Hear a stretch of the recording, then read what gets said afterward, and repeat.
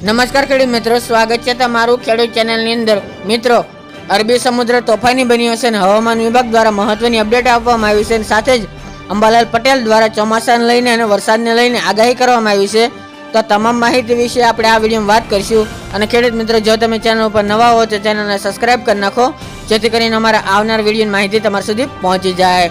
તો ખેડૂત મિત્રો, અત્યારે અરબી સમુદ્ર તોફાની બન્યો છે, જેના લીધે ગુજરાત રાજ્યના સૌરાષ્ટ્ર, દક્ષિણ ગુજરાત અને ખાસ કરીને કચ્છ જિલ્લામાં ભારે પવન જોવા મળી રહ્યો છે। કચ્છ જિલ્લાની વાત કરીએ તો નલિયા અને ખાવડા વિસ્તારોની અંદર 63 કિમી પ્રતિ કલાકની ઝડપે પવન ફૂંકાઈ રહ્યો છે અને સૌરાષ્ટ્રની અંદર જૂનાગઢ, ગીર સોમનાથ, ભાવનગર, અમરેલી, રાજકોટ સહિતના વિસ્તારોમાં 60 કિમી પ્રતિ કલાકની ઝડપે પવન ફૂંકાઈ રહ્યો છે।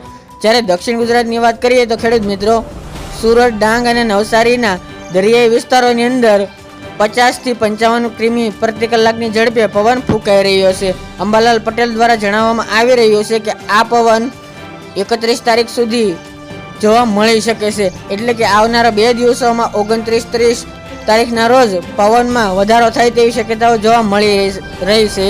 હવામાન વિભાગના જણાવ્યા અનુસાર ખાસ કરીને ગુજરાતના નવલખી, પોરબંદર, જામનગર, સલાયા, માંડવી, ભરૂચ, ભાવનગર સહિતના બંદરોને એલર્ટ પર મૂકવામાં આવી રહ્યા છે। એક મિની વાવાઝોડાનો ખતરો ગુજરાત ઉપર ટોળાઈ રહ્યો છે અને ખાસ કરીને માછીમારોને દરિયો ન ખેડવા અપીલ કરવામાં આવી છે।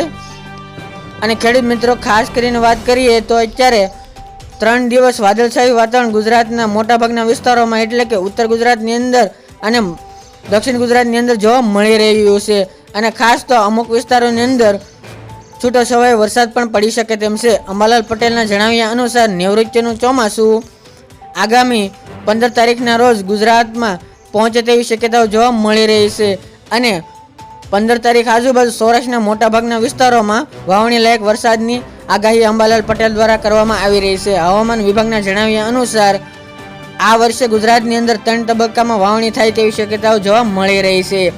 અને ખેડૂત મિત્રો, અત્યારે ચોમાસાની વાત કરીએ તો અત્યારે જે કરંટ જોવા મળી રહ્યો છે, ખાસ તો પ્રી મોન્સૂન એક્ટિવિટીના ભાગ રૂપે અત્યારે ચોમાસું વહેલું થાય તેવી શક્યતાઓ ગુજરાત ઉપર જોવા મળી રહી છે અને અત્યારે નૈઋત્યનું ચોમાસું અરબી સમુદ્રની અંદર દક્ષિણ પશ્ચિમ દિશા તરફ આગળ વધી રહ્યું છે, પરંતુ તેની ગતિમાં થોડો કાપ મૂકાણો છે, જેના લીધે કેરળમાં 2 દિવસની અંદર ચોમાસું પ્રવેશ કરે તેવી શક્યતાઓ જોવા મળી રહી છે। તો મિત્રો, આજ માટે એટલું જ। ફરી એક નવા વિડીયો સાથે મળશું। જય જવાન, જય કિસાન।